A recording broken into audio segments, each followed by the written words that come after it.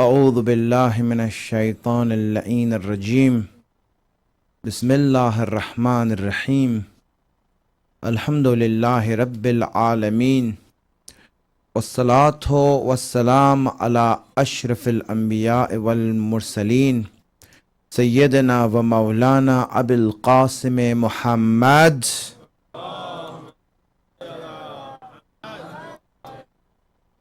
وعلى آله الطيبين الطاهرين المعصومين.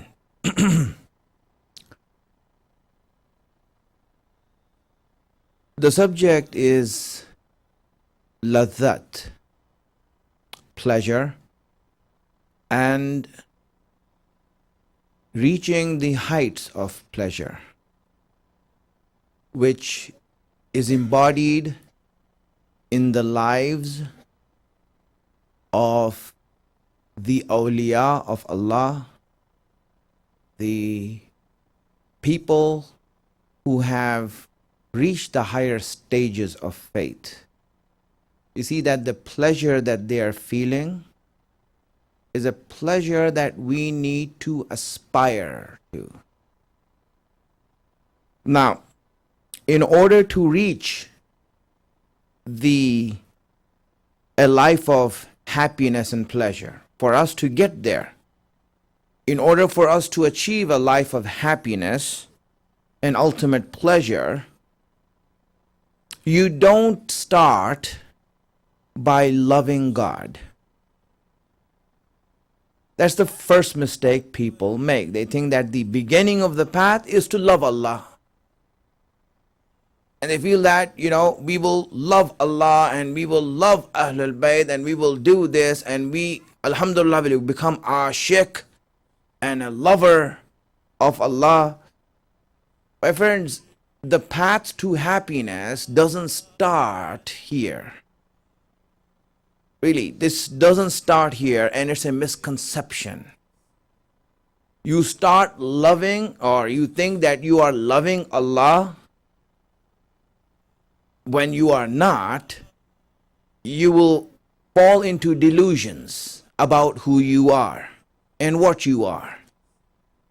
And that's when we start becoming big-headed, arrogant. We think that, I'm a lover of Ahlul Bayt. No, it's not, we are not. And I explained yesterday, that really we want to love them. Being a lover is a whole different situation.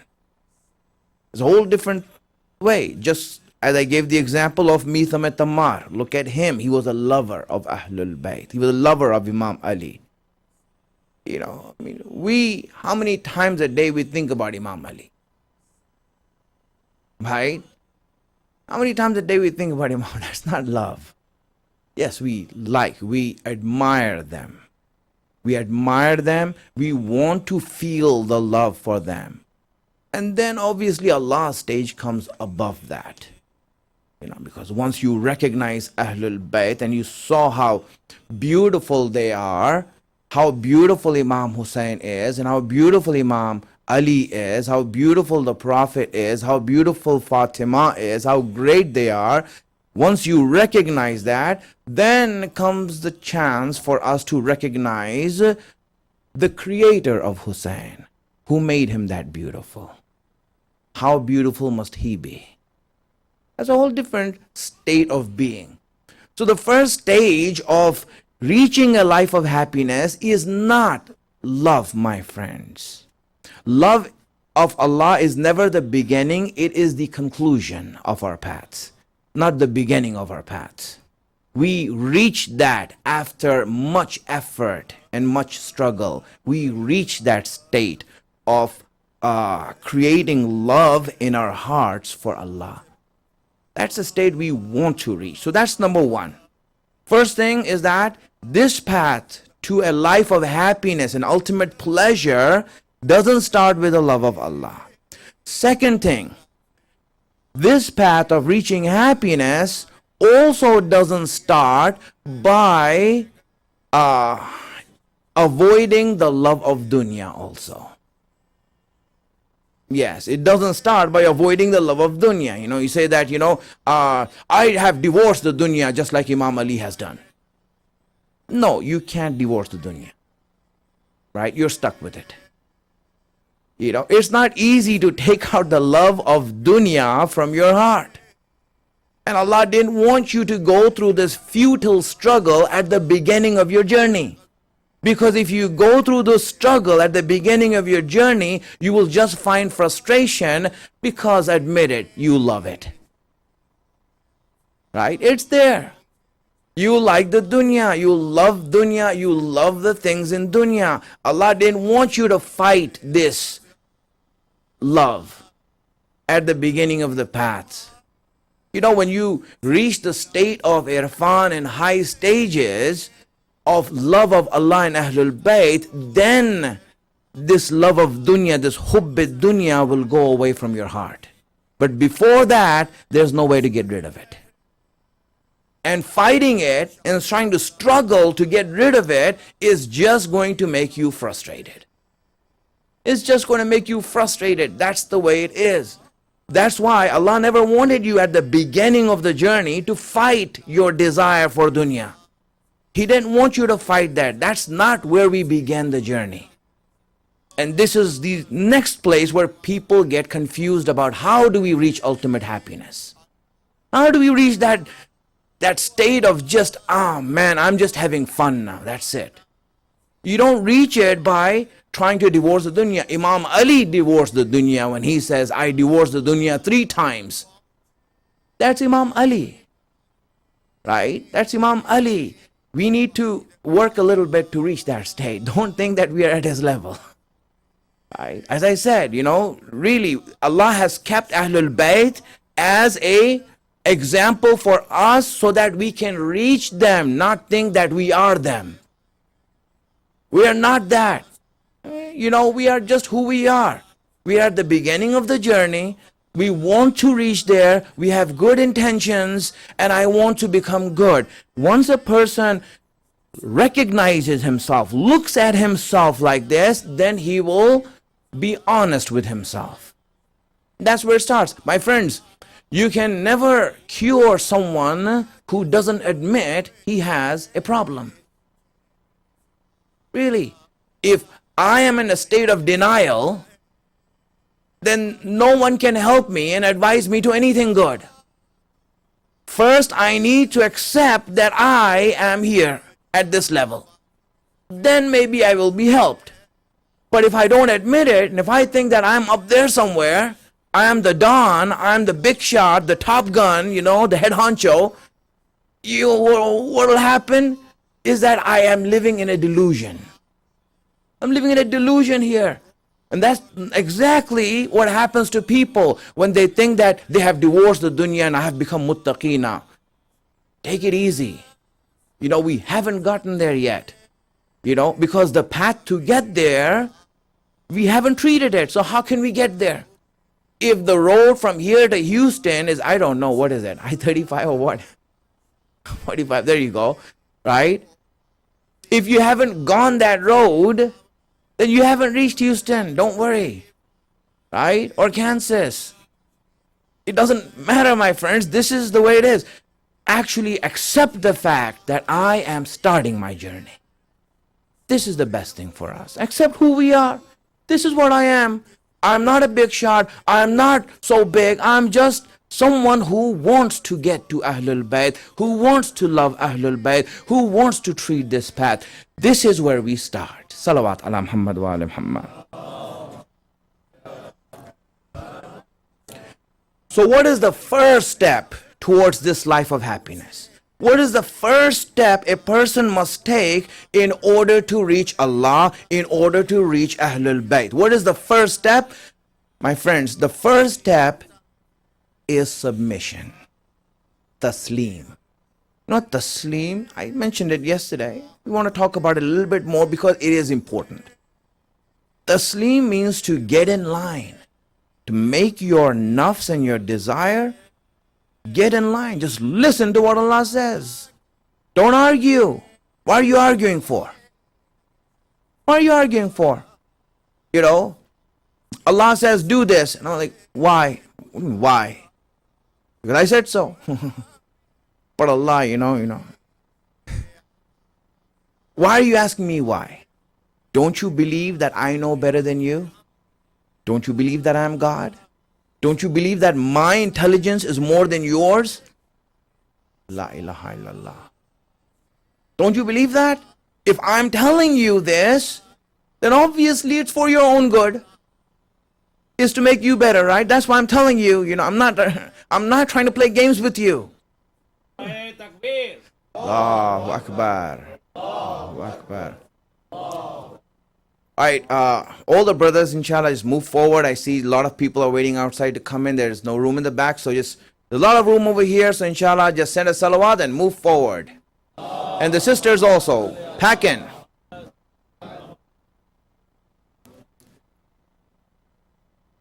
Muhammad salawat.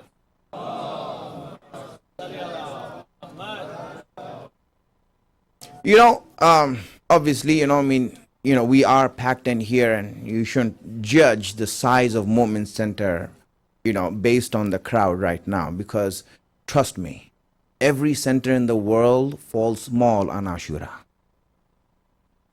That's the way it is. No matter how big you make it, it's going to become small. Because you make the walls bigger, then Hussein will bring in more lovers.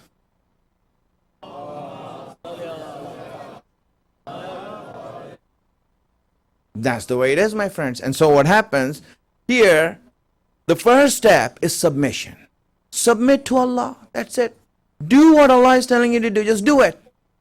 You see, this nafs, this rebellious nature, this instinct of nafs that we have is telling us, why? Why should I do it? You see, this is what needs to be disciplined first. This is the first step of every journey towards Allah and Ahlul Bayt. Discipline yourself. Discipline your nafs. Make it listen. Submit. Now, obviously, it's not an easy job. Right? I'm not saying it's easy. But I gave you a secret yesterday of how can we make our nafs submit.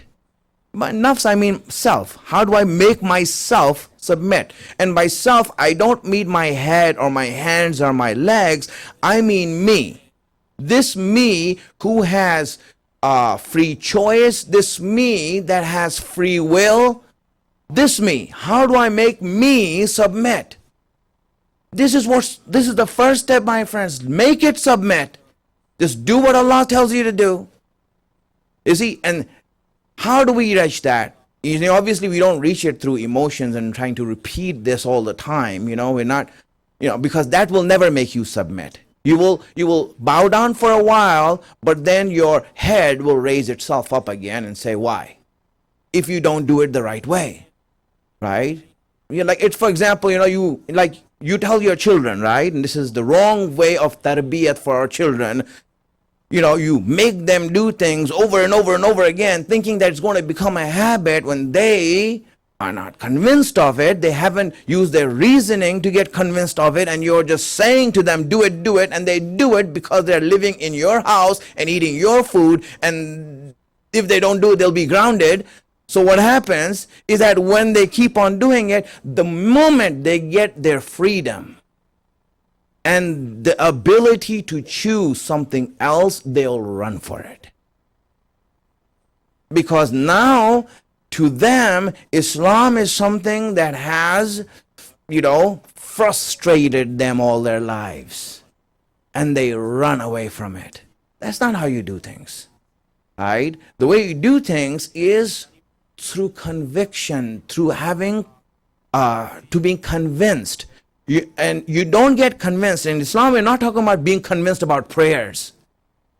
No, you don't need to be convinced about prayers. Why do we pray 5 times a day? Why is Maghrib 3 rakat? Or why do we fast in the month of Ramadan? Or why do we have to go for Hajj? This is not where you get the convincing. Really. Where do you need to be convinced? You need to apply your aql and your reasoning and be convinced that Allah is God. That's it. That's where you use your aql, use your reasoning, use your logic, and first accept that He is God. Accept that He is God first. If you haven't accepted that, then everything will be questionable after that. Everything will be in a doubt after that. Do not make yourself say, okay, I'm just going to make myself pray all the time, pray until I get a habit. It doesn't work like that. You'll get frustrated, and the first moment of comfort and relaxation or other enticement and attraction that you see, you will leave that prayer. Just like people have left the Prophet. That Allah says in Surah Jummah, right? He said that these people, whenever they see business, a business deal and money, in our days job, they run away from you and leave you standing all alone. Tarakuka qayama. You're standing all alone, Prophet. No one's around you. They leave that. Why? Because they haven't been convinced that Allah is Rabb, that He's God. So that's my friends, first we need to be convinced about Allah. I'm taking it easy on you right now. I want the youngsters here to really understand this, because it's not something that I am saying that's why you should listen to me. Recognize this to be you and your nature and your own logic. I'm just going by what human logic is saying. What I am, what I as a human being am thinking. Not I as an alim who learn in the house and learn these things. Now I'm forcing you to believe in them. There's no force at all. Really, there's no force. Look at it as reality and then accept it as reality. Be convinced about it as reality. So first of all is submission. How do we submit to Allah? My friends, the way that we submit to Allah, the secret of really reaching submission to Allah is by recognizing that Allah controls our life. We don't control our life. Yes. Don't you think that Allah would have made you strong? How hard was it for Allah to make you strong in every aspect of your life? I am tall, I got big muscles, no one can even come close to me. Right? Yeah, or He could make your voice more like husky, I'm speaking like that. Then people will listen to me, when I talk. Right? Understand that? Was it hard for Allah to do that? I mean, if He made you like this, He could have made you a different way, right? And if you look at everyone, you see everyone has some sort of a fault in them. He made them like that so that there's a weakness in everyone, right? You will see, for example, this guy who's short and scrawny and all that, but you see he's smart. He's a nerd, right? He's smart. Right? And you see this this huge football player, big guy and all that, but you see he's dumb. Really? You see that all the time, right? And then you're like, what happened? It's better if you don't open your mouth. Just shut up.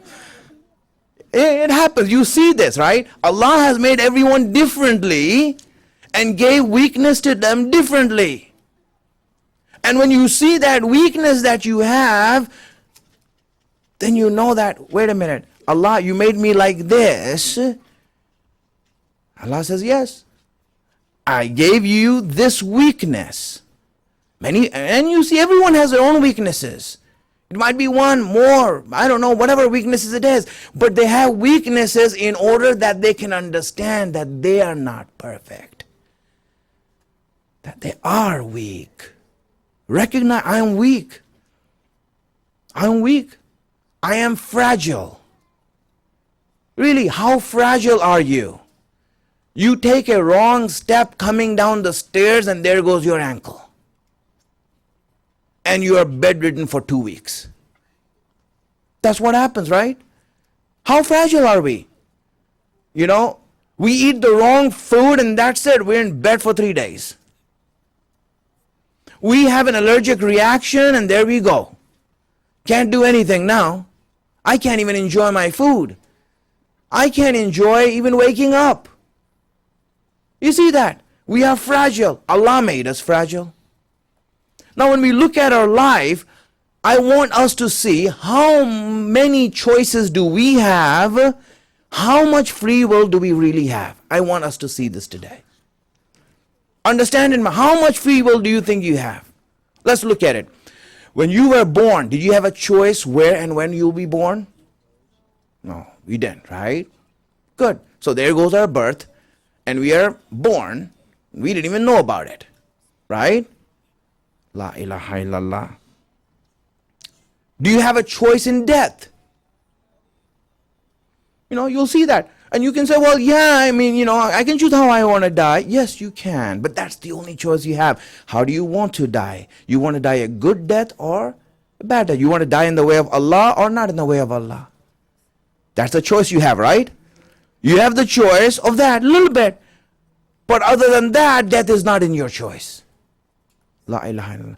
Do you have a choice of the family you'll come into? These are your parents.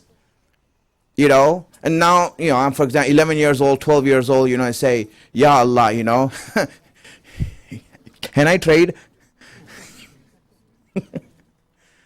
That's it. These are your parents, right? You're born in this house. You're stuck there. You had no choice. Do you have a choice with your family that you have?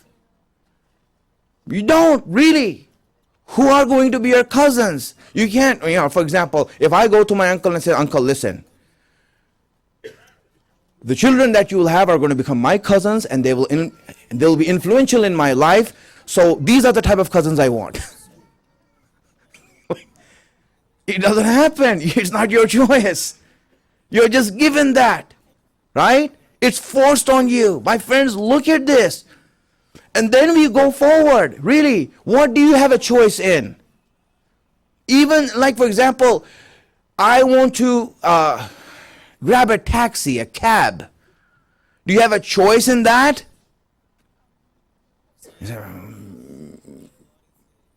That's what we think, right? We do have a choice. You know what? I don't want that taxi. I want this taxi. I want that taxi. How much choice do you have there? Tell me. Your choice is limited to the taxis that are there, the cabs that are there. And that also, in that, you don't have a choice. Why? Because you wanted this taxi, and as soon as you want to go for that taxi that you wanted, someone else held it. No, I wanted that taxi. It doesn't matter. He got it before you, right? Or you wanted to get this taxi that's going by, and as soon as you wanted that, something came into your throat and you coughed and it went by. I wanted that. My friends, our choices really are limited. The choices that we make are limited. Most of the things that are happening in our life are happening not because of me, but because of Allah. He's the one doing that. You know what he ended as? What we end up as, like for example, you give a test that's multiple choice. You only have like 4 choices. A, B, C, D. So your choice and your free will is limited to that multiple choice. 4 things, choose one. 4 things here, choose one. Maybe 5, maybe 6. But it's limited. That's it. This is our life. Understand what we are choosing. Understand where we are headed. Where the choices are.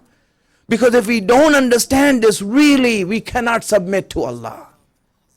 We need to understand this reality, that it's Allah who has made a grand design for me, a greater plan for me and everyone else. And I just choose the options that Allah is giving me. I choose those options. That's it. My choices are not more than that. Let's go forward. Again, more people are coming in, and I think we have some more room over here. I know the room is packed, standing room only, so some covered it. Salawat.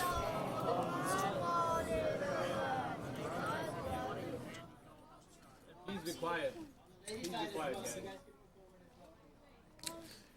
All right.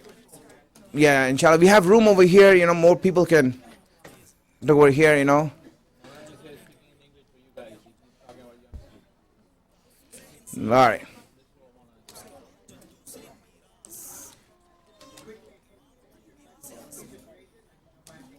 If you are done with the pledge forms, so inshallah they're waiting for you to return them in, or you can leave it at after him when you leave, inshallah. All right, let's send a salawat now, brothers.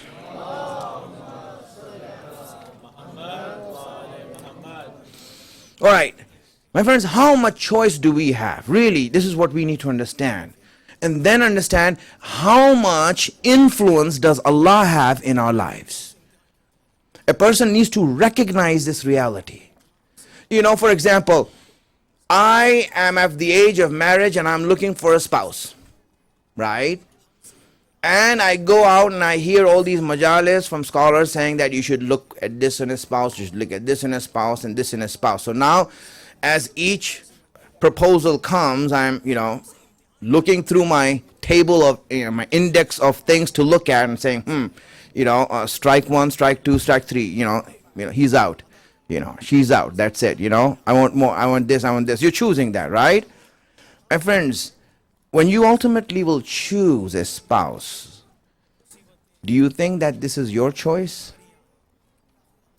Understand that. I want you to understand this. Really, do you think it's your choice? Because when we don't look into these things, we really don't understand what's going on with our lives. And when we don't know what's going on with our lives, we don't know what role does Allah play in our lives. So we need to know first where this is happening. My friends, I chose my wife. No, I chose out of the options Allah gave. And then when I choose, that's the wife that Allah wanted for me. No, maybe it's not clear. Let me read a hadith for you. Yes. Exactly. Right? It is a difficult subject. So now let me read a hadith for you and inshallah I will clear that up. Salawat ala Muhammad wa ala Muhammad. My friends, understand this very well. Yes, what the brother mentioned is there. There's Jabr wa Tafweed, bal amru bainahum. The amr is between these two. There is Jabr and there is Tafweed. It's in between that. That's what we need to recognize.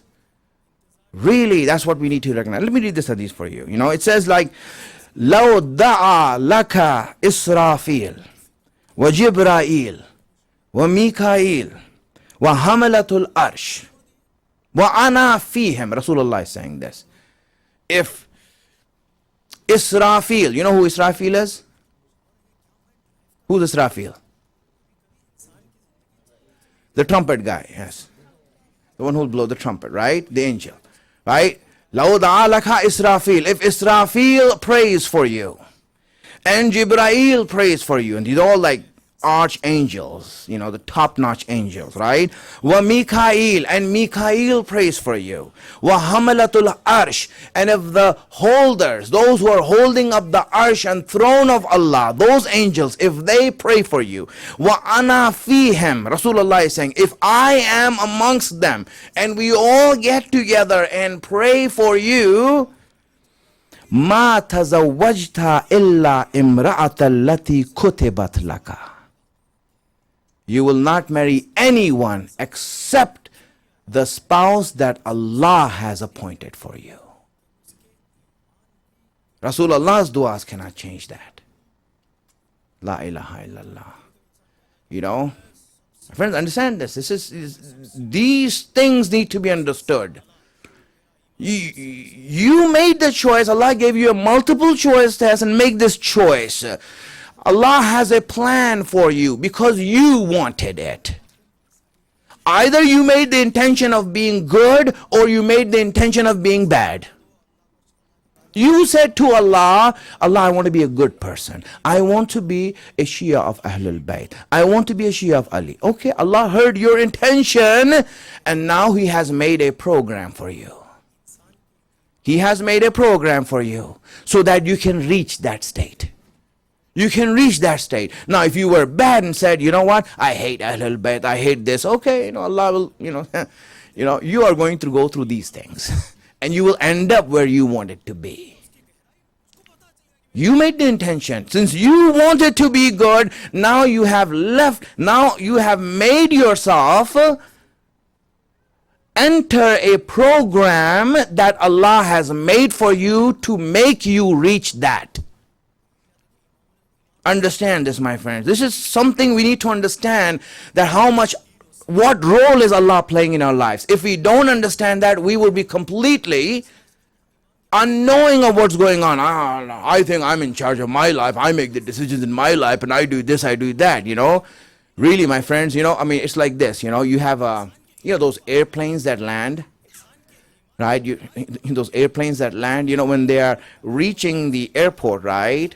They take the airplanes out of the control of the pilots, and the people in the control tower take over.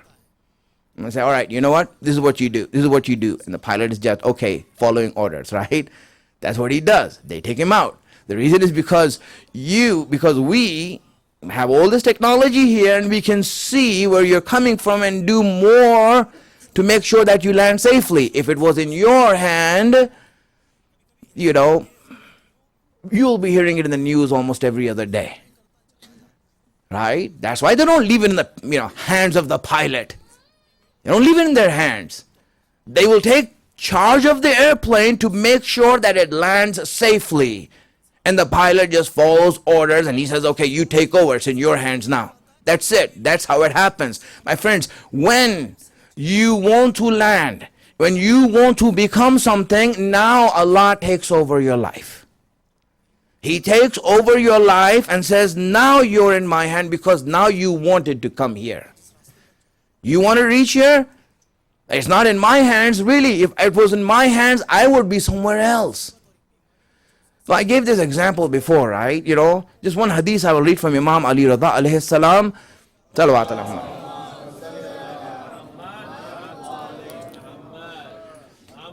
Muhammad salawat.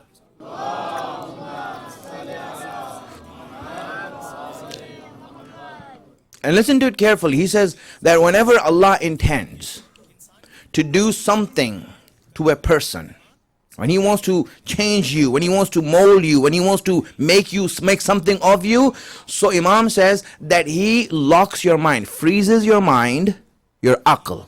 He freezes your aql, makes the changes that He wants, and then unfreezes it. He unfreezes it. And then you'll be like, wow, what happened to me? How did I become like this? How did I become like this? I gave this example. I don't know because most of you were not there at the speech that I gave before. I gave the example there, right? But I will repeat it because most of you were not there, so that you understand how this happens. Really, my friends, all of you, when you were young, in your teenage life or your childhood life, you had dreams about yourself, right? What you wanted to become. Some wanted to become, when you were young, you want to become a doctor, engineer, football player, right? You are thinking that you'll become Ronaldo, Messi, Each night you'll be like, for example, in your bed, sleeping, dreaming about being Messi and, kicking the blanket away. Happens, we dream. You dream of being anything, right? Whatever you dreamt of. Every individual has his own dreams, right? You had your dreams when you were a child of what you wanted to become. When you used to picture yourself as an adult, you had a picture that this is what I want to become when I'm an adult. An idea. You all had that. We all had that. We are human beings. We were children. We had an idea of this is what I want to become. That was my intention. It was my drive. It was my inspiration to become like this. Now, really tell me, when you look at yourself right now, did you ever imagine that you would end up like this? Trust me. Did you ever once in your childhood dreamt that, when Muharram will come, I will go to the Islamic Center every night and be in the majlis of Imam Hussain? Did you ever once dreamed of that? Look at yourself. I want you to see yourself. Don't make me say anything. You see did you ever dream that, I want to be a Shia of Ali and that would be the most important thing in my life? No. The only time we heard the name of Ali was from our mother or father or in the majlis. Every time we were taking the name, it was, Ronaldo and Messi and I don't know, whatever. Right? So now what happened? This was not your intention to become what you have become. You never made the intention to become that. You never had the dream to become this. So now look at yourself and ask yourself, who made me like this? Who made me like this that now I am sitting in the majlis of Imam Hussain on a Saturday evening? I never dreamt of that. I never wanted this. I never had this idea. My friends, then maybe you can appreciate Allah. Thank you for not listening to my dreams. Thank you for not making me what I wanted to become, and you made me better than that. Muhammad salawat.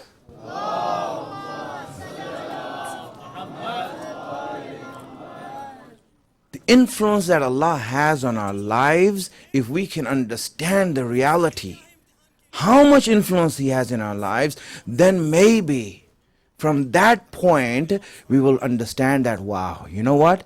I'm not in charge. It's Allah who's in charge. And when Allah is in charge, then you know what? Whatever He does is going to be for my good. Understand this. If you understand this, send us salawats.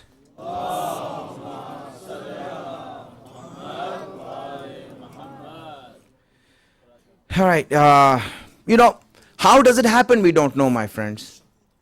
How does it happen? We really don't know. We can't even start to think. We can't even start to imagine how does this happen. Really look at it, because you want to believe in Allah and submit to Him. This is how it is, by this realization. That my life is in Allah's hand. Allah, you control my life. That's it. So now how does it happen? We don't know. We really don't know how it happens. It's Allah who does it, and we just see ourselves and see the change that came into my life when I look in the mirror in my bathroom. I look at that mirror and says, wow, how did I become this? How did I become this? Right? And then if I can go back and see the different things Allah did in my life to bring me to this situation, that now I can cry for Imam Hussain. Really? I mean, really, this is it. My friends, we don't know how it happens. How will it happen? But you know what? When it happens, we can see it. Allah showed that to us in certain places in the Quran and Hadith. Maybe I should mention it so that you can understand it. To understand how Allah does things to you, Allah, that whole incident of Musa and Khidr. If you remember that incident of Musa and Khidr, and that Musa went along with Khidr, and Khidr was doing some things, that Musa objected to. When he objected to that, you see, and when he was doing it, what's happening? Khidr goes, he makes a hole in someone's boat, and Musa is like, what do you do that for? And Khidr says, I told you, don't object. Don't say anything. But you just destroyed people's property.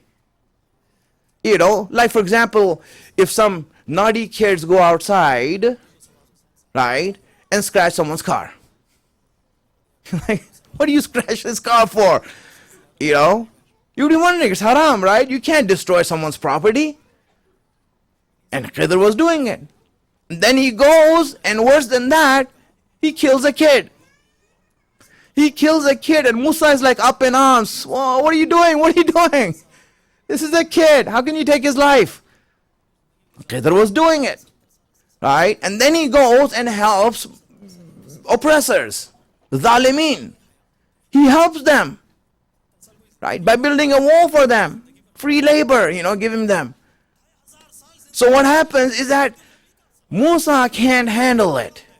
What was Allah showing in all this incident? I mean, is this a game that he's playing, hide and seek, hey, Jeopardy, try to understand what I'm doing, No, it wasn't that, my friends. What Allah is showing in this whole incident is what's going on behind curtains that we don't see, that Allah is doing and interfering and influencing people's lives, that we have no clue how this is happening. He just opened a window so we can see what's happening in ghaib.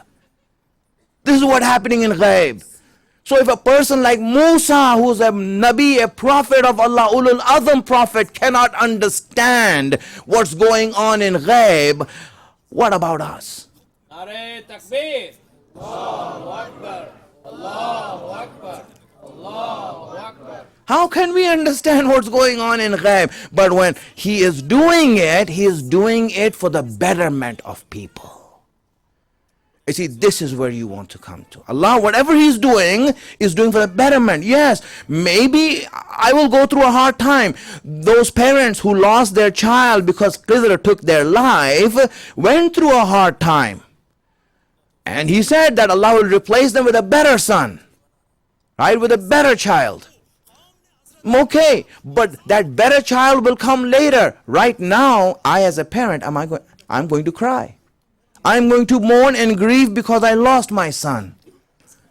What will happen later is that, my friends, the reason we don't understand what's going on and we can't comprehend what's going on is because we are just reading a page of a book and trying to judge the book. Yes. For example, you're seeing the last scene of a movie, You know what happens when you see the last scene of a movie? The last scene of the movie is always when the hero is beating up the villain, right? He's like, beating him up, putting him in, this and that. If you just see that, you'll be like, man, there's such a bad person here. He's bad. He's horrible. Look at him. He's just beating him up mercilessly. He's beating him up to a pulp. If you had seen the whole movie and saw what the villain did, then you'll be like, good, let him have more. Give it to him. That's what you'll be. That's what happens. If you just see one scene of a movie or read one page of a book, you cannot judge the book. Our vision and our knowledge is just looking at one aspect or one page of what's going on in the world. And if we now try to judge what's going on in the world, we will never be able to understand it. And we will always make a misjudgment. That's how those atheists and agnostics, they say, oh, why don't you go to a children's hospital and see what God is doing to them, Listen, you're just reading one page of the book and you're making a judgment on all of creation, of what's going on. You can't do that. My friends, the idea is that Allah knows the whole picture. We don't know the whole picture. And so now when we don't know the whole picture, and he's the director, he's the producer, he's the story writer, he's the one who's making us go around and do things and doing things to us. When we know that Allah is in charge, then what happens? Allah, since you are in charge, then I am going to just sit back, relax, and have fun. Because you're in charge. And I know that whatever you are going to do is going to be good. Understand? Now you have reached this state. I want you to reach this state, my friends. This stage that I'm talking about right now. How did you get there? Because Allah, you are in charge of everything. You are doing these things. I am just making those small decisions. These things that Allah is doing is for test. Our ikhtiyar, our free will is where? In giving those tests. Allah gives the test, we take the test. Multiple choice. Allah says, here's your test. Choose between these four. I choose this. Good. That's right. I choose this. Wrong. But don't worry, if you're wrong, then Allah wants the best for you, right? So if you made a wrong choice in life, then Allah will come back and give you another test to rectify why you made the wrong choice. Why you made the wrong, He'll rectify that for you. This is how Allah interacts with us. He gives us ibtila, azmaish, imtihan, exams, trials. We are taking that test and giving back the paper to Allah. Allah, this is my choice. Allah say, make this choice. I made the choice. Good. You made the right choice. Now your test will be harder. Next test will be harder. You made the wrong choice. No back. Let's go back a little bit and you have this test right now so that you can rectify this wrong decision. You see how Allah is now interacting with us? My friends, this is Allah's interaction with us. Once we understand this is the interaction that we are going through in life, then we will become calm, composed. And we'll be relaxed because Allah is in charge. Allah, you're in charge. If I make a mistake, you're here to pick me up. If I do something wrong, you're here to grab my hand to make sure that I don't fall down too much. We are here. La ilaha illallah. Muhammad wa ali Muhammad salawat. Allahumma Can we please move up? There's people standing in the back. Alright, inshallah, move forward. Inshallah, we can move a little bit more, pack ourselves, and we have some more room here. Guys, you can come here. Come this side, come this side. You can come this side, don't worry. Over here. You can sit facing me, don't worry. You're good. Good. Now we can move forward a little bit, inshallah, get the last throng of people coming in, afwaja, they're coming in here, alhamdulillah. Salawat ala Muhammad wa ali Muhammad.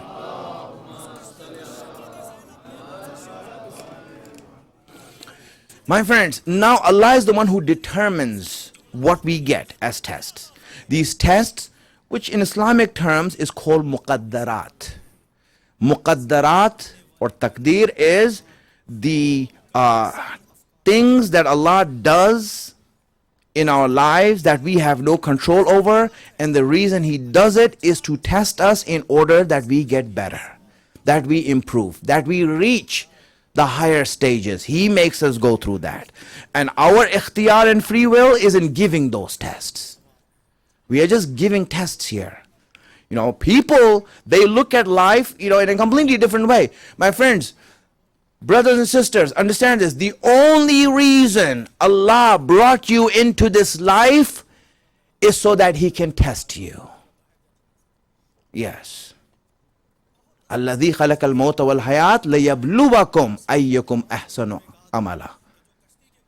He has created life and death so that He may test you, to make you better. That's what's happening, my friends. He's testing you, making you go through these trials.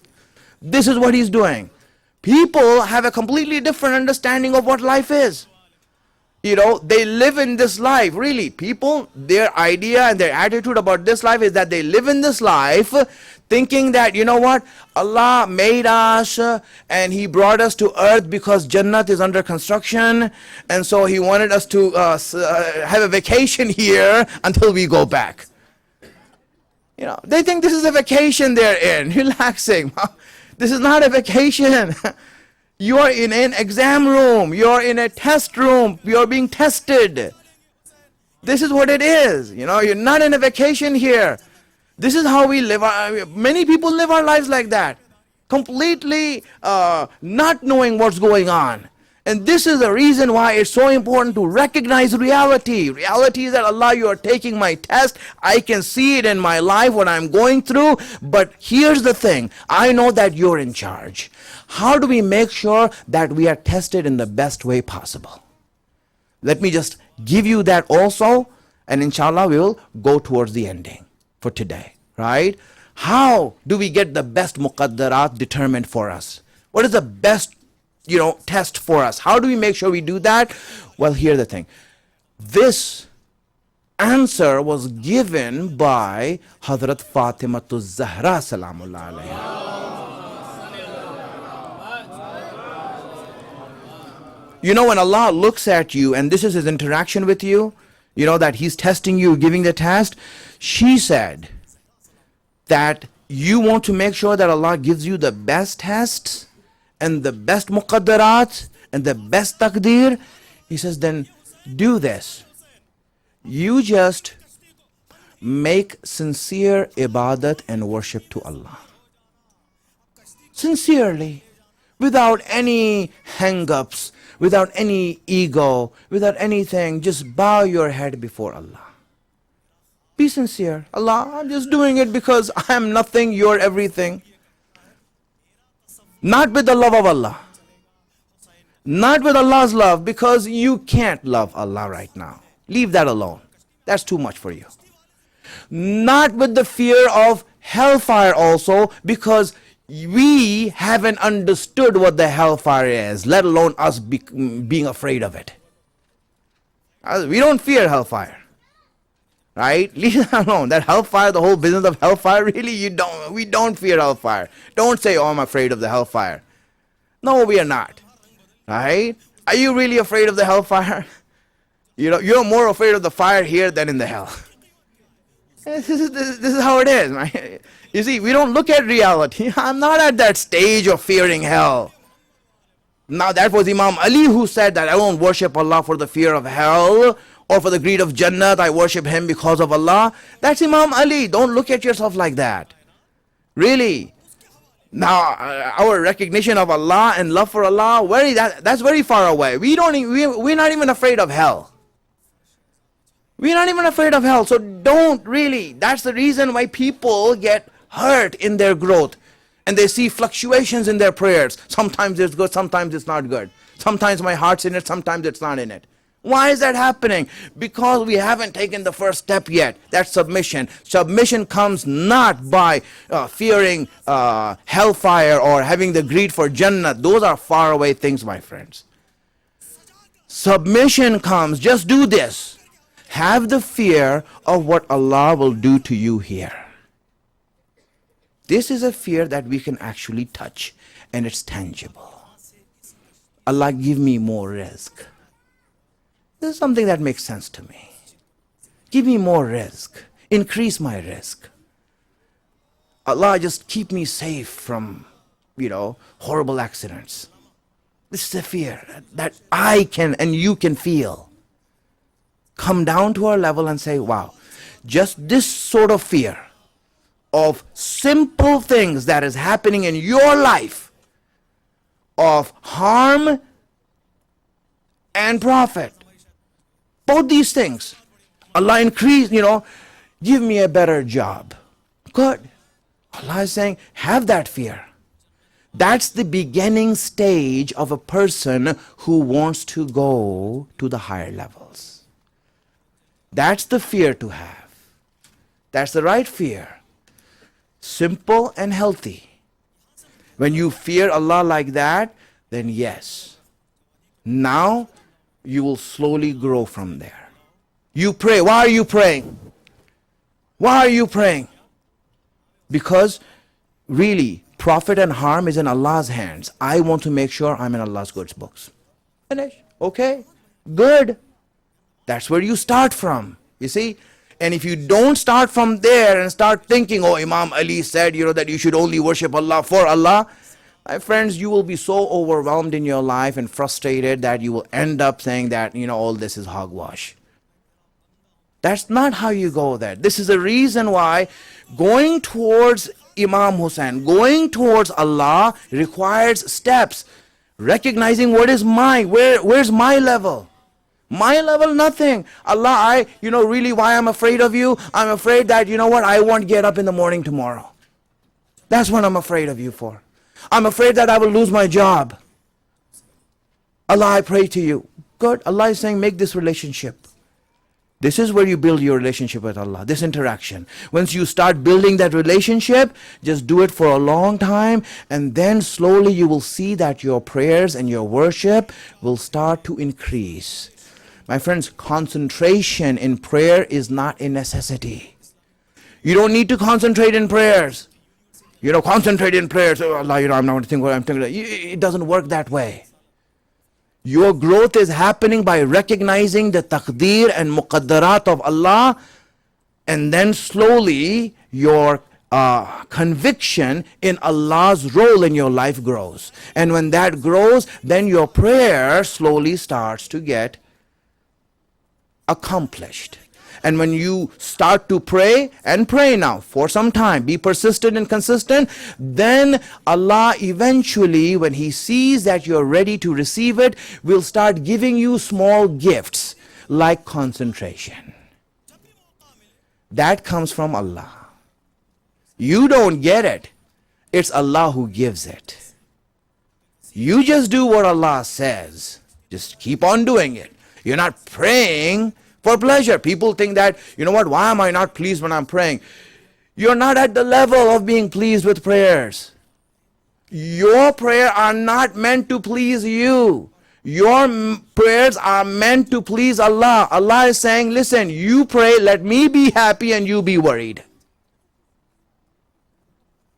We are praying so that Allah can be happy, not that I can be happy.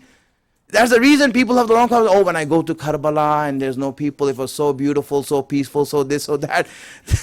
What does that mean? You know, I prayed with so much comfort and so much this. That's not what Allah wanted. Allah wanted you pray in traffic. My friends, the best prayers you have made are the prayers that you had the most difficult time with. And Allah sees you going through that difficulty and says, look at this servant of mine. He is going through all this difficulty just to carry out my command. La ilaha illallah. This is what it is, my friends. Just keep on doing it. Allah, you are in charge of my life. Keep on doing it. La ilaha illallah. We know what this leads to, my friends. The last thing. What this leads to, it leads to us becoming relaxed. That we are peaceful, composed, unruffled by anything. Whatever goes on in life, you see that, a MOMIN who has recognized this aspect of Allah's influence in his life, you know what he is? You know how his attitude is, his behavior is? Cool. Yes, C-O-O-L, cool. That's what he is. You'll see him, boom, accident happens. Whatever. I got cancer. Whatever. So what? This is the attitude of someone who has recognized. Yes, the world calls it reckless, irresponsible behavior. And Allah calls it MOMIN. Allah calls it, yes, this is a person who has recognized me. You don't care, Allah, you are in charge. Really, I'm cool. That's why the first quality a MOMIN gains is that he's cool. He's chilled. Completely relaxed. Just like that. You'll be like, but, all this is going on. Relax. What, you think that we are in charge? Allah's in charge. Really, Allah's in charge. Allah says, okay, when you see this, do this. Okay, that's why I'm doing it. Allah, you told me to. Right? There's zulm going on. Allah, you told me to stand up against zalim. That's why I'm doing it. Otherwise, you are in charge. I'm doing it because you asked me to do it. Right? Not because I came to the realization that we should stand up against zulm. No, Allah. I would be too arrogant to make a statement like that. You are in charge, and you told me that whenever you see dhulm, stand up against it. So I stand up against it. This is why we stand. My friends, otherwise, Allah's in charge.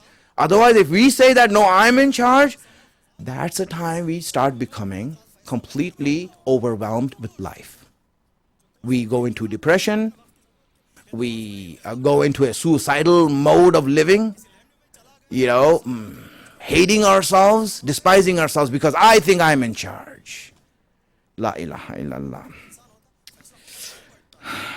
Really,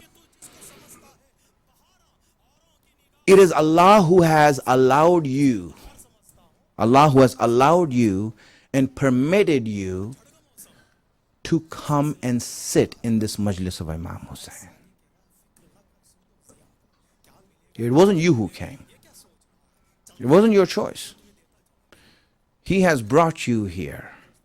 He has allowed you to come here. You came here. So now, what a blessing this is, right? This is a blessing, right? You came to this blessing. Give the credit to Allah. Allah, you brought me here. You brought me to the dhikr of Hussein so I may cry. Really, it is He who brought us here. That's why, what do we do when Allah gives this blessing to us?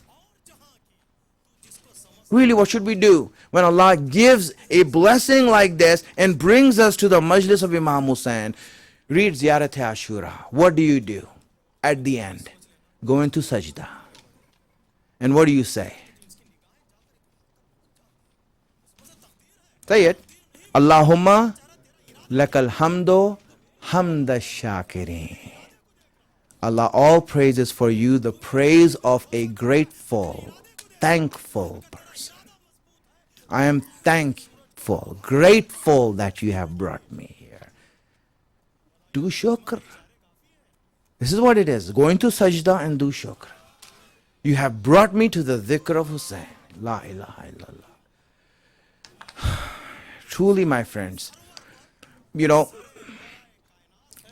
this azah and this morning of Imam Hussein that Allah has brought you to, He has done a favor on you, meaning all of us. He has done a favor on us. Really, He has done a favor on us.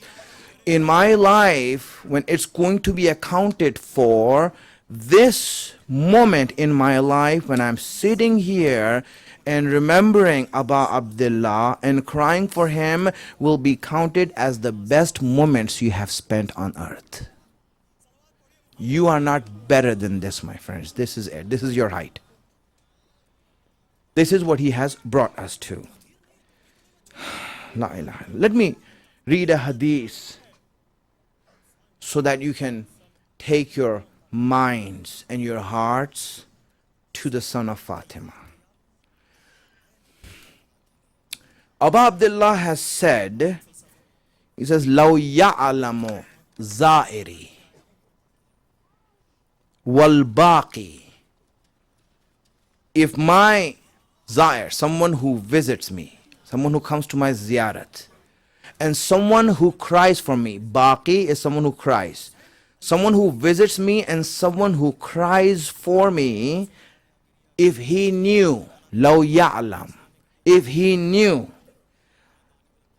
ala ma lahu min al ajr, what is the ajr and the reward and the compensation of this visit and this crying, if he had known that, lakana farahahu aktharu min jazaihi, his happiness, his pleasure will be way more than what he is going through in suffering. He will just be elated. In other words, he will be elated. He will be like, wow, that is a reward that, I don't care what I'm going through in life. Give me more of it. Give me more of it, Allah. If you had known what the ajr of this is. And then he says, وَمَا يَقُومُ مِن مَجْلِسِهِ وَعَلَيْهِ ذَنْبٌ إِلَّا وَسَارَ قَيَّوْمٍ وَلِدَتْهُ أُمَّهُ. And as soon as when you are in this majlis right now, if you get up from this majlis and leave, meaning when the majlis is done, when you leave from this majlis and you have a sin on your shoulder, it will be removed in such a way as the day that your mother gave you birth. Just like the innocence you came into this world is the innocence by which you leave the majlis of Imam Hussein. La ilaha illallah. Can you believe this? This is, my friend, understand what this means. Ya Allah, ilaha illallah. Really, let me, when I read this, I truly, how can I not spend more time crying for Imam Hussein? He says, Yabna Shabib, this is Imam Rada alayhi salam, he says, Yabna Shabib, in bakaita ala al-Hussein alayhi salam, if you cry for Imam Hussein, hatta yasila damu'aka ala khaddaik, until your tears, until the tears that you have reach your cheeks. That's why when you cry, when you're crying, don't wipe out your tears. Don't wipe them out. Let them go onto your beard. Let them go onto your clothes. Make those tears run. Make them go onto your clothes. غَفَرَ اللَّهُ لَكَ كُلَّ ذَنْبٍ أَذْنَبْتَهُ. He says Allah will forgive you every sin that you have done, صَغِيرًا كَانَ أَوْ كَبِيرًا, whether that sin was small or big, قَلِيلًا كَانَ أَوْ كَثِيرًا, whether those sins were little or more, it doesn't matter. Every sin, no matter however many wrongs and mistakes you have done, when you cry for Imam Hussein, then they are washed away. La ilaha illallah. Now, my friends, really, I haven't entered the musibats yet. I just read these two hadiths so that you can understand your value and how much Allah has blessed you by bringing you here and doing the dhikr. Let me just read one more thing, right? Another hadith, right? I'll just translate it for you. It is said that if a person cannot cry for Hussein, a person cannot cry for Hussein, but his heart feels the pain for Hussein when he hears the dhikr of Hussein. Really, when you hear what happened to Ali Asghar in the hand of Imam Hussein, and if you are shaken by that, if you are moved by that, if you feel pain and hurt because of that, or if you feel pain for when Sakina was slapped by these people, and every slap that she was taken, her cheeks would turn red and she would fall to the ground. If you feel pain for that, then Jannat is wajib on you. You haven't even cried. You just felt inside the pain. You felt bad. Just because you felt bad for what happened to Hussein. My friends, understand this. La ilaha illallah. Now, my friends, when we look at ourselves and we are crying, who are we crying for? When we look at those people that we are crying for, who have moved us, who have come into our hearts, and they have taken over us, then you will wonder, then you will see, who are these people? My friends, there's no finer person, there's no more immaculate person, no more gracious and kinder person than Abul Fazl al-Abbas. Really, Abbas really is something else. Abbas is something else. Abul Fazl al-Abbas, really, when you look at him, he is something else. Can you imagine that? We are crying for Imam Hussein, but you know what? It was the reason that the children did not cry in Karbala was because of Abbas. These children, what Abbas was to them, at night, these children will look outside their tent, will put their head outside their tent as soon as they see Abbas and say, everything is all right, Abbas is there, don't worry, Abbas is there. No one's going to come here. Abbas is there.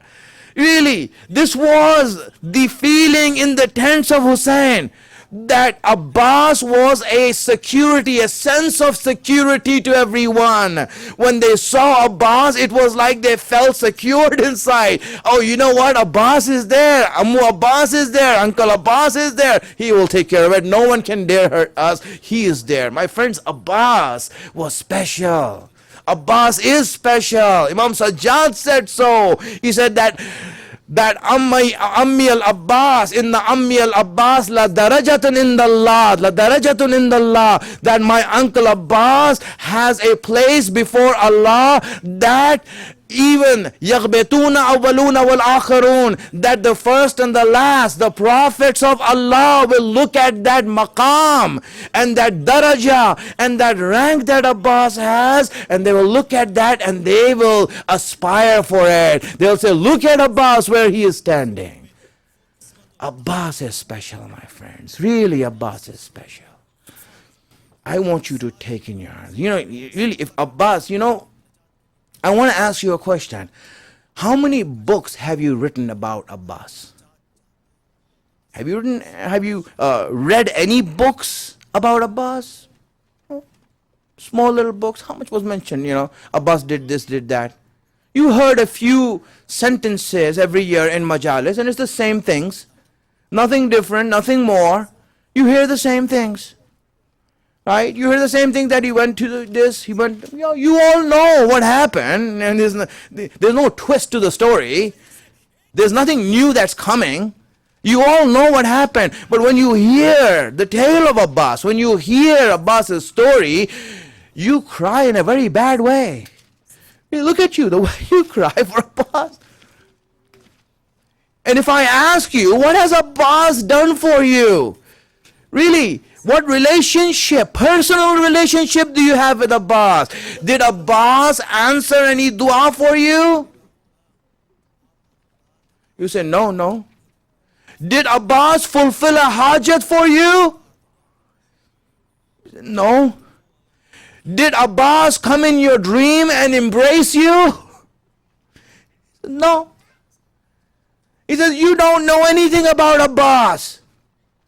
You hardly know anything, just a few things that have been mentioned. You have no personal relationship with Abbas. You haven't seen the beautiful face of Abbas.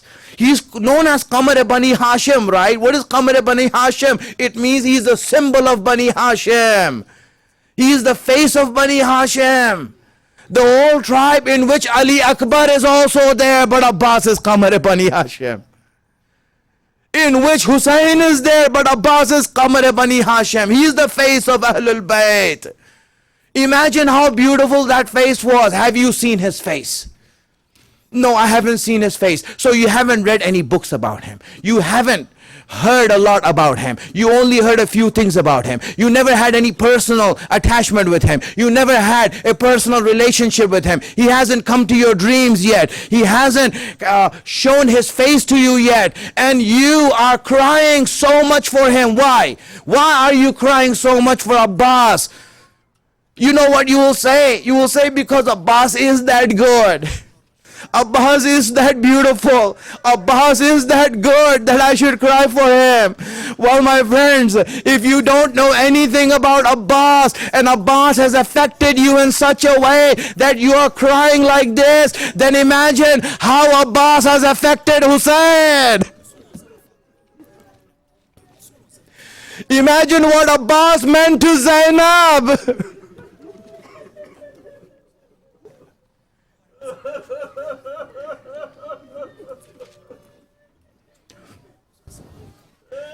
If Abbas is so good that he has affected you like this, then imagine when that Abbas who was present before Hussein, who was present before Zainab, how much of their heart he has taken, how much of their love is dedicated to him. Imagine how Abbas has affected them, my friend.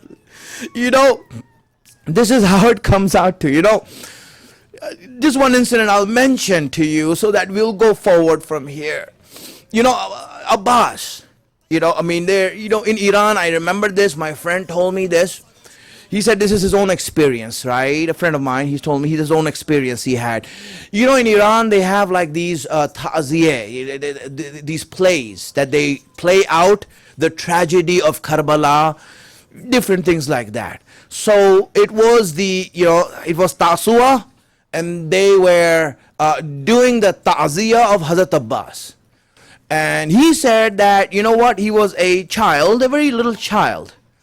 And he said that, he said, I want to be in the play also. So they said, all right, go in the play. You will be one of the children of Hussein who's going to become yatim. You will be here, you stay here, and here's your role. They told them, you children inside the tent, they made a tent, and they reenacted, the last stages of Abbas's life when Hazrat Abbas, came to the tents of the children of Hussein and went inside. Really, he went inside to say farewell to them. And the children were asking for water. They were told that, listen, when Abbas comes here and says farewell, you say, Ammujan, Ab. Ab, Ammujan, water. Give us water. This is what they were saying. He said that he went there, and the person who played Hazrat Abbas, he was a very tall, handsome person, very tall and handsome, and he was a child. So when this person who was acting as Abbas came in the tents and told them, or was saying to them, farewell, farewell, he just looked at that and he imagined, he said, I was young. I was in elementary school, and I imagined the day of Ashura when Abbas stuck his head in the tents of the children of Hussein and said farewell. I just looked at that and I imagined that, and when my turn came to say, Amu Ab, uncle, water, water, I could not make myself say it because I didn't want Abbas to leave.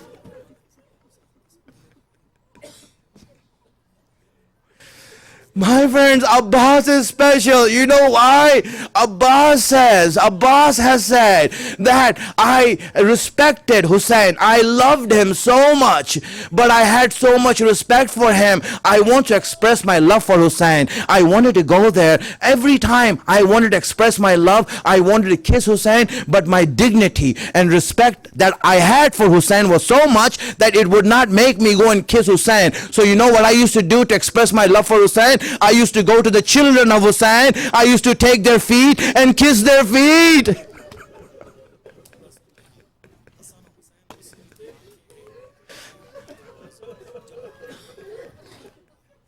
This is Abbas.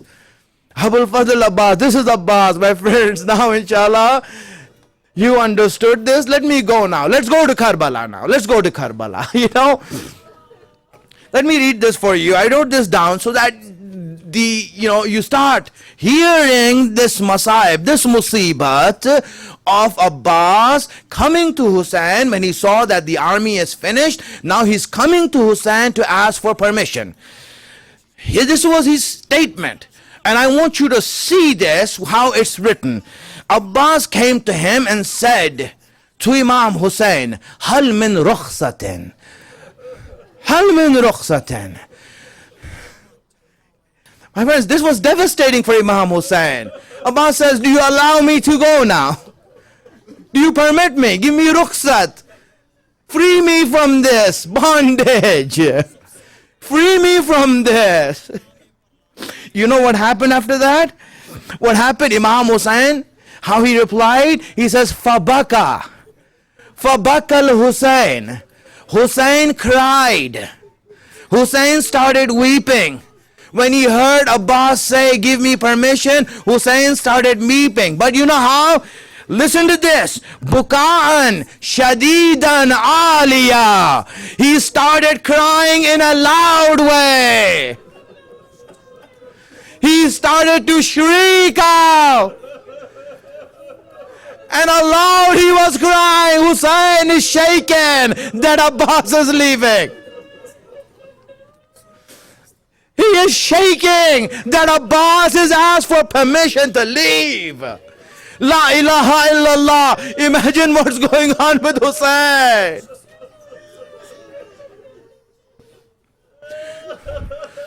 Hussein says, Abbas, Abul Fazl, Anta sahibu liwai. You are my flag bearer, my alamdar. Abbas, you are my alamdar. And listen to this. Wa alamatu askari. You are the symbol of my army. Hussein, Abbas, you are the face of my army. You are the symbol of my army. He says, Fa'idha madaita tafarraka askari. If you leave, my army will be dispersed. My army will be dispersed. Faqala Abbas. So Abbas said, Fidaka ruh aqiq. Ya Sayyidi, قد ضاق صدري من الحياة الدنيا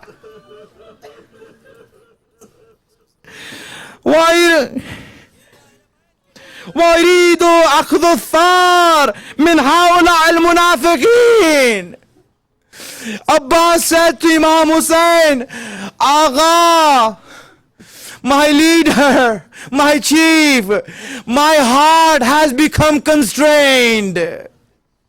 I can't take it anymore. I have seen Ali Akbar come back to the tents like this. I can't take it anymore. I saw Qasim being trampled by the horses. I can't take it anymore. Abbas says, I can't take it anymore. Let me go out and get the revenge from these hypocrites. Let me fight with them. Hussein says, فقال الحسين عليه السلام إذا غدوت إلى الجهاد فأطلب لهؤلاء الأطفال قليلا من الماء. He says, before you go to the battle, Abbas, bring a little bit of water for these children. Bring a little bit of water for these children. I don't care about my thirst, but these children, do something for them before you leave. Abbas nodded. He went to the tents where Imam Hussein's children were. He went to the tents where Imam Hussein's children were. When he went there, he stuck his head inside, and you know what he saw? He saw that the children are lying on their bellies on the ground, rubbing the moisture from the ground. They're so thirsty, there is no water. They're trying to get the moisture from the ground. They're lying on the ground on their bellies. When Abbas saw that, and they looked up to Abbas, and he looked up to Abbas, what Abbas saw is that their eyes are coming out of their sockets. Their eyes are coming out of their sockets. Abbas looked at the scene. He didn't have the heart to say farewell to them. He didn't want to say farewell to them. So he just told them, I'm going to bring you water. I'm going so that I can bring you water. So now what happens? My friends, understand this. Abbas goes, and you know the story, what happened after that. When Abbas goes and he speaks to these people. He speaks to these people. There's 6 things that he said. I will just mention them. 6 things that he told the army before he attacked for the river. 6 things he said. He said, listen, this water, Christians are drinking from it. This water, Jews are drinking from it. This water, your horses are drinking from it. This water, your dogs are drinking from it.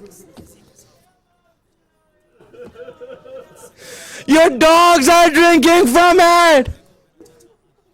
What is wrong with you that you don't give it to the children of Rasulullah?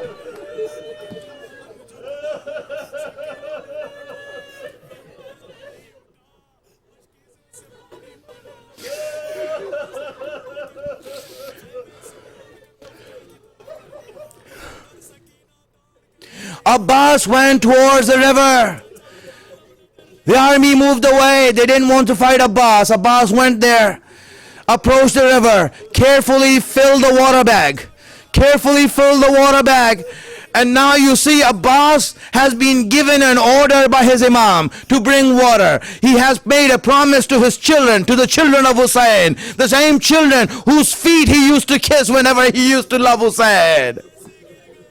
Those children, he has given them water. He has told Sakina that I will bring back water for you.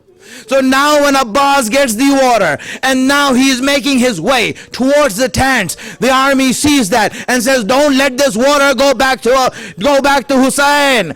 Don't let this water go back to Hussein. So they started to attack him. He zigzags his way, trying to get away from them. Then as soon as he starts to zigzag, these people come from behind. One person came there and hit his left hand, struck his left hand with the sword in such a way that his arm was cut off. And as soon as the arm is cut off, he says, you can cut off my arm, but I will not leave my mission. I will not leave my mission. He goes a little bit further, zigzagging. They're surrounding him now. And they approach him again, and another strike of the sword, and his right hand is cut off. He says, in qata'tum yamini, if you cut off my right hand, I will not stop fighting for Allah and Hussein. Now both his hands are finished. Both his hands are gone. Now Hussein has put the water bag in his teeth. He has put the water bag in his teeth. Abbas has put the water bag in the teeth. And the flag he's holding with his feet. And he's still moving forward, because as long as the water bag is there, Abbas just wants to fulfill his promise. This last one act of goodness that he will do for Hussein and his children before he goes away. And now his arms are gone. He starts moving forward, and then arrows start coming in. And these arrows, when they came in, one of those arrows, unfortunately, with all the muqaddar that Allah has meant for Abbas, you know the muqaddar that you have. Abbas, you know the destiny you have. You wanted to bring water for Hussein's children. Now Allah will make you Babul Hawaij after this. So my friends, if you have any hajat, you have any dua, Babul Hawaij is listening to you. Hussein, Abbas will fulfill your needs. Ask him, he will give it. Allah has given him that risk of being Babul Hawaij. That one arrow that came and struck the water bag. When that water bag was struck, the water started to flow out. It fell off. Abbas saw that. Abbas saw the water falling out. He could not take it. Now there's no more mission left. Now there's no more face left. Qamar Bani Hashim has lost his face in front of the children. Now Abbas doesn't want to go forward. Abbas doesn't want to go forward. He stands in his place on the horse. Arrows start coming in. They start striking Abbas. They start going into Abbas. Abbas does not care now. Now he's sitting there waiting for destiny to take over. So as he is sitting on the horse, one arrow goes into the eye of Abbas. An arrow goes into the eye of Abbas, and Abbas can't shake it off. You know, I heard this incident before, and I might listen to this, my friend, so that you can see the pain Abbas is going through and feel his pain that he is going through. Understand, you see, a time when alim, he was giving a majlis, and he mentioned this riwayat, that the arrow went into the eye of Abbas. Some other alim who was sitting there, he came to him after the majlis, and he said, you know, this, what you mentioned, really, I don't know if it's authentic. I don't know if it's authentic, you should do more research. You shouldn't be saying these things that are not authentic. So this alim who objected, who said that this is not right, he is the one writing now. He says that when I went back and I went to sleep, in my dream I saw Abbas. In my dream I saw Abbas. Abbas came to me, and then he said that you have done wrong with me. You are not good towards me. He says, but Maula, what happened? He says, you reprimanded that sheikh who read this majlis, that the arrow came into my eyes, and you were saying that it's not true. He said, but yes, I haven't read it anywhere. So Abbas, he says, Abbas told him in his dream. Abbas told him, let me tell you that indeed there was an arrow in my eye. Indeed, there was an arrow in my eye. And you know what? You know what I was going through at that time?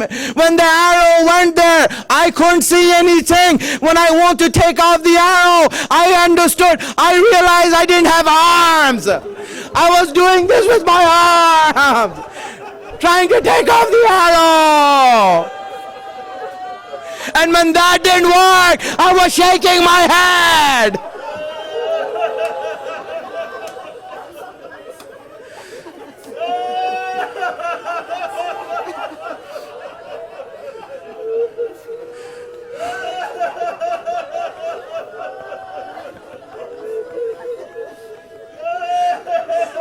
What is Abbas going through right now? He's sitting on the horse, shaking his head when someone comes from the back and takes a sword and hits him on the head. And hits him so hard, Abbas flies off the horse.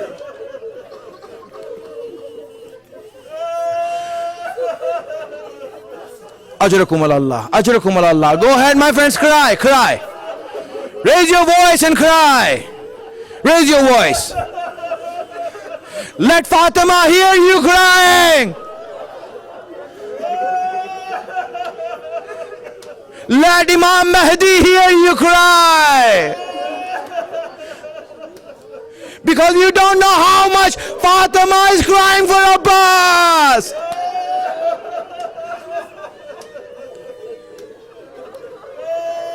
You know, Imam Zamana says, Imam Zaman, he says in his ziyarat, in that ziyarat when he remembers Abbas, he says, remember Abbas this way.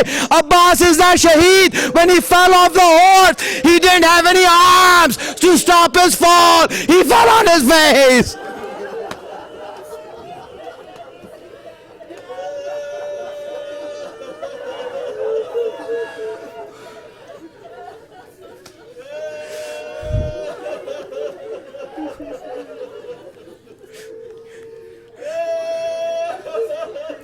Just a few more things and that's it, my friends. Now Hussein comes to Abbas. Hussein comes to Abbas. I will make this short and you give your condolences.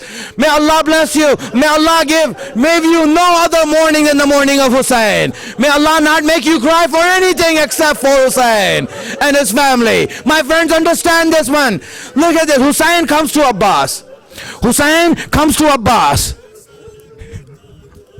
Hussein comes to Abbas. In short, there's one thing Abbas says that shakes Hussein so much that Hussein really was shaken up by this. You know what that was? Abbas said, listen, I made a promise to those children. I couldn't fulfill those promise. Hussein, have mercy on me. Be compassionate towards me. Don't take me back to the tents. Don't take me back to those children. Because those children think that Abbas, he hasn't said farewell. You see, Abbas, through his wisdom, did not say farewell. He said, I'm bringing back the water, so at least the children will have hope. So those children are waiting there. Sakina is waiting there. Sakina is waiting there. Those children are waiting there. Abbas is saying, Hussein, please don't take me back. Leave me here. When Hussein hears that, when Hussein hears that, my friends, that's it. Raise your voices so you don't hear what's coming after. Don't hear me, what's coming after. Really don't hear me. You won't be able to handle it. Hussein knew what was going to happen. It is said that when Hussein left Abbas, Hussein didn't turn around to see Abbas one time. He did not turn around to see what's going on with Abbas. He did not move around to see what's going on with Abbas. You know why Hussein was afraid? Because those children who felt so much security with Abbas, Abbas was a reason for the insecurity in the army. But when those fiends, when those demons saw Abbas lying on the ground, dead, and Hussein did not take him back, they pounced on him, started cutting up his body into pieces.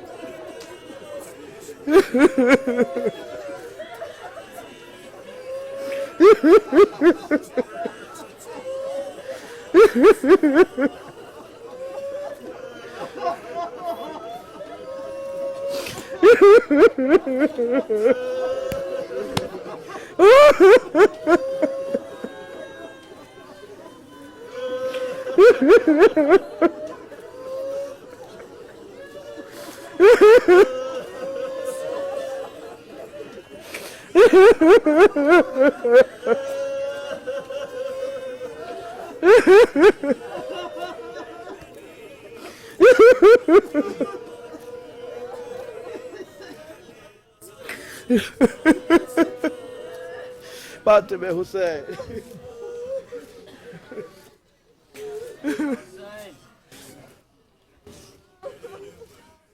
Brothers, we'll try to do matam here so that you guys can put your shoes on slowly.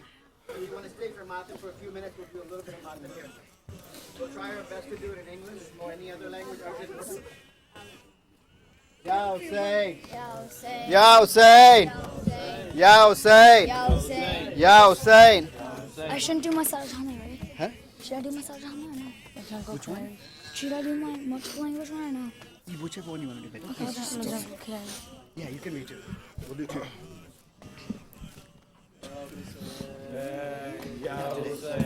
Oh my Mawla Ali, oh my Mawla Hussein, how I wish and I pray to be near you again. Oh my Mawla Ali, oh my Mawla Hussein, how I wish and I pray to be near you again. Let me take you to Najaf, to my first Imam, to the tomb of the greatest Imam of Islam.